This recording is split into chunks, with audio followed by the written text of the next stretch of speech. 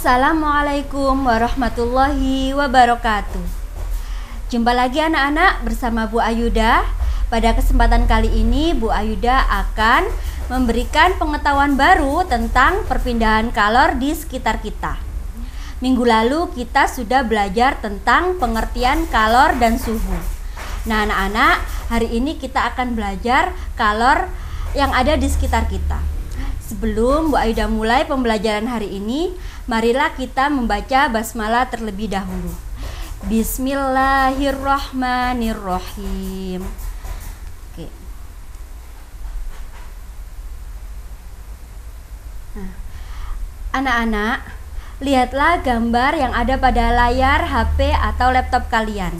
Di sini Bu Ayuda menampilkan sebuah gambar ada anak dan ibu yang sedang memasak. Nah, pernahkah kamu membantu orang tua memasak di dapur? Pada gambar terlihat seorang anak dan ibu sedang menggoreng ikan. Ibu meletakkan wajan di atas kompor yang kemudian menyalakan api kompor.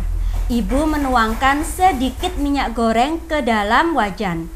Selang beberapa waktu, minyak goreng yang ada di wajan itu menjadi panas dan akan timbul gelembung kecil yang ada pada minyak. Nah, di sini ada peristiwa apa saja yang terjadi ya? Nah, pasti kalian belum bisa menjawabnya. Nanti di akhir pelajaran kalian akan dapat menemukan peristiwa apa saja yang terjadi pada gambar. Mari simak pembelajaran hari ini. Kita akan belajar tentang perpindahan panas atau kalor. Nah, di sini yang kita bahas ada 3, yaitu ada secara konduksi, yang kedua secara konveksi, yang ketiga secara radiasi. Bu, apa saja 3 tadi? Mari kita simak satu persatu. Yang pertama, proses perpindahan panas secara konduksi. Pengertiannya adalah perpindahan kalor secara konduksi juga perpindahan secara hantaran, yaitu perpindahan kalor atau panas tanpa memindahkan zat perantaranya. Pada peristiwa perpindahan kalor secara konduksi ini, yang berpindah hanya panasnya saja, ya. Jadi tidak ada perantaranya, ya. Yang hanya ada hantarannya.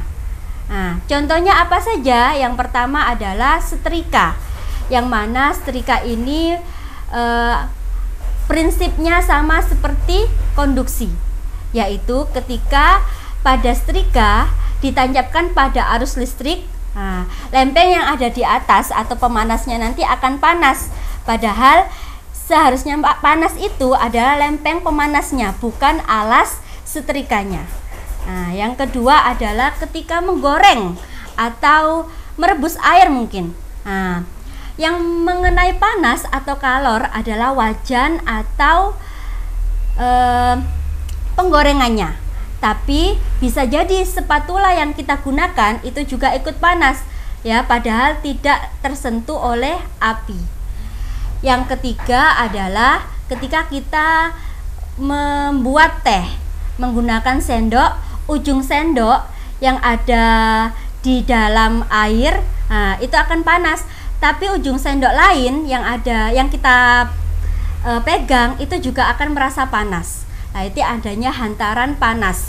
Padahal pada ujung sendok yang kita pegang itu tidak langsung masuk ke air panas tersebut. Yang kedua adalah proses perpindahan panas secara konveksi. Nah, perpindahan kalor secara konveksi ialah perpindahan kalor disertai perpindahan zat perantaranya. Nah, yang tadi untuk konduksi tidak ada zat perantara. Kalau ini ada zat perantaranya. Umumnya perpindahan kalor atau panas secara konveksi terjadi pada zat cair maupun zat gas. Nah, Bu Aida kasih contoh. Di sini ada contoh gambar merebus air. Nah, di sini kalian lihat itu ada gelembung-gelembung yang menandakan air tersebut mendidih. Bu, kok bisa timbul gelembung-gelembung seperti ini?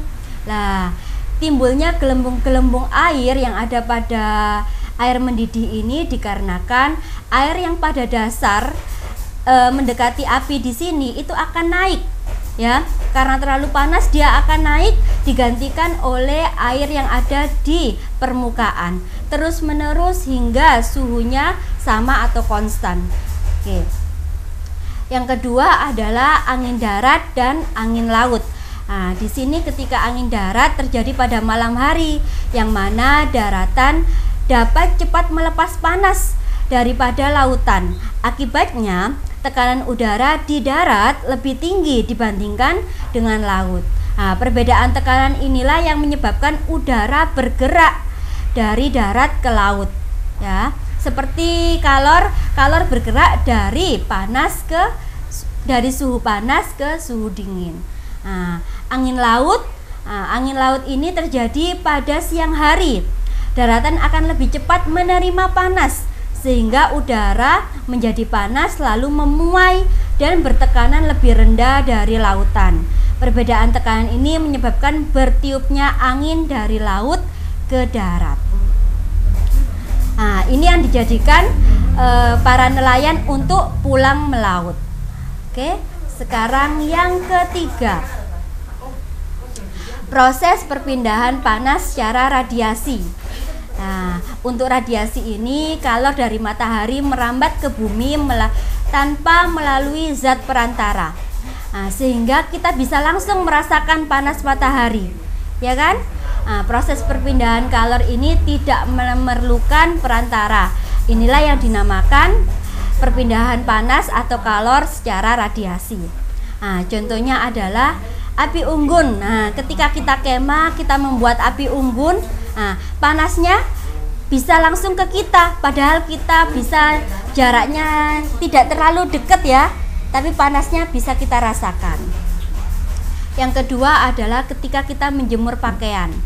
Nah, kita menjemur pakaiannya dalam keadaan basah kita jemur, nah bisa kering. Ini terjadi karena adanya perpindahan panas yang terjadi dari matahari sampai ke bumi yang menyebabkan pakaian kita bisa kering.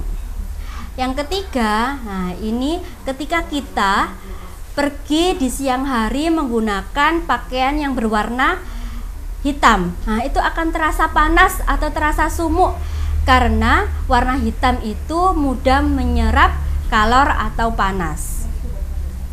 Dan ini yang terakhir adalah contoh pemanas pada telur. Nah, pemanas pada telur ini akan menghangatkan telur dan menyebabkan telur mudah menetas. Nah. Oke, penjelasan Bu Ayuda tentang 3 perpindahan tadi sangat menjawab dan bisa menjawab gambar yang ada di terakhir tadi, di awal tadi. Nah, jadi di gambar ini kita bisa jelas, ya, ada 3 perpindahan. Yang pertama adalah konduksinya yang mana wajan ini membuat spatula ini akan panas, ya, dengan perantara tadi api.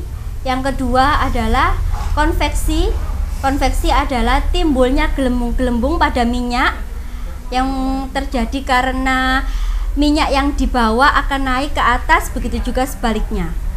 Nah, yang ketiga radiasi.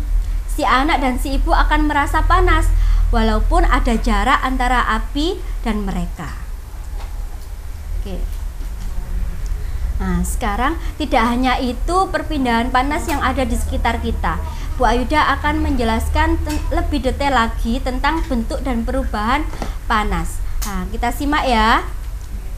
Nah, di sini Bu Ayuda dibantu oleh aplikasi PET. Nah, bentuk dan perubahan energi. Nah, di sini kalian lihat ada besi, ada batu bata. Nah, ini energi, itu simbol dari energi panas. Kita pindahkan batu bata itu di sini, besi juga. Nah, satu-satu. Nah, kita panaskan. Perhatikan di sini. Nah, ada nyala api, yang mana nyala api ini keluar E atau energi, membuat masuk. Berarti kan batu bata dan besi ini menerima kalor, ya, menerima panas dari kompor ini. Kita anggap ini kompor. Lah, Bu, ini apa yang lepas? Nah, berarti ini terlalu panas sehingga ya kalor itu akan melepas ke lingkungan. Nah, ini. Oke, sudah cukup pemanasannya. Sekarang kita masukkan ke dalam air untuk batu batanya. Nah, apa yang terjadi? Yang tadinya E-nya banyak, ya, menandakan bahwa itu panas, akan sedikit kemana E-nya tadi atau kemana panasnya, kalornya, dia akan bersama-sama dengan air membentuk suhu yang konstan, ya. Ini yang namanya melepas kalor.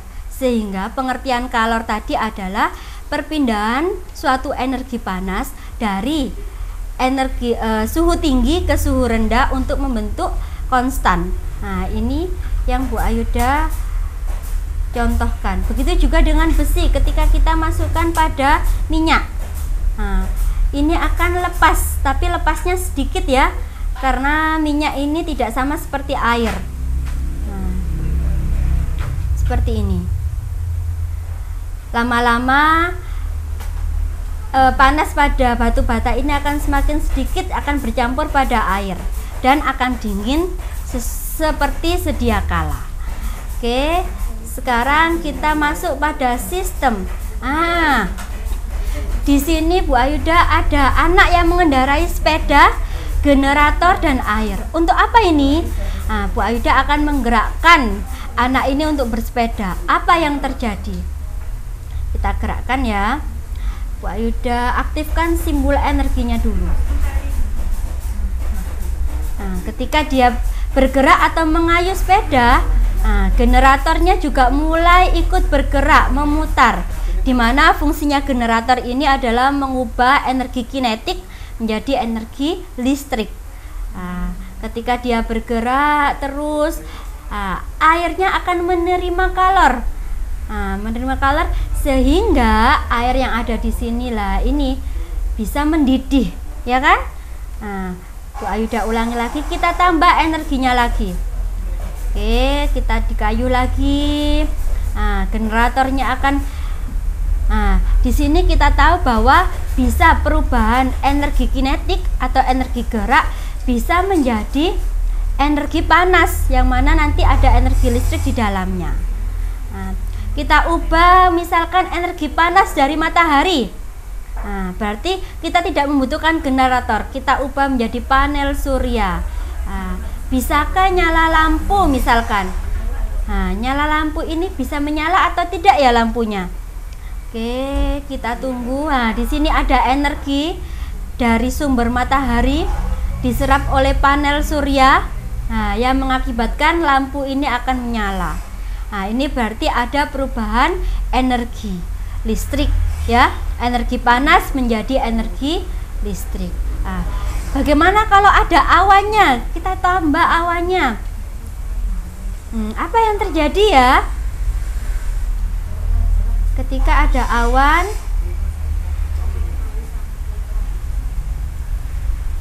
di sini energi yang masuk akan semakin lambat. Yang mengakibatkan nyala lampunya redup-redup, kadang hidup, kadang mati, ya. Oke, sekarang air, energi dari air kita ubah lagi ke generator, mau menggerakkan kipas angin, bisa enggak ya? Kita coba. Di sini ada air, ini ada energi yang mengalir masuk ke generator dan menghasilkan, ya, kipasnya jadi menyala. Jadi energi kinetik atau air ini bisa menjadikan kipas ini menyala. Oke, paham ya? Jadi energi ini bisa berubah-ubah, ya. Bisa dari energi panas menjadi energi listrik, energi panas menjadi energi cahaya. Ini ada energi gerak dari air menjadi energi listrik. Oke.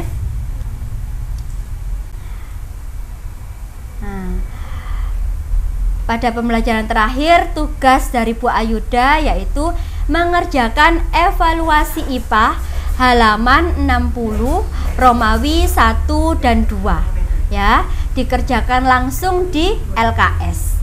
Tugasnya yaitu mengerjakan evaluasi IPA halaman 60 Romawi 1 dan 2. Bu Ayuda harap pembelajaran hari ini bisa kalian serap dan bisa kalian terima dengan baik. Sebelum Bu Ayuda mengakhiri pembelajaran hari ini, marilah kita baca hamdalah terlebih dahulu. Alhamdulillahirabbil alamin. Bu Ayuda akhiri, wassalamualaikum warahmatullahi wabarakatuh.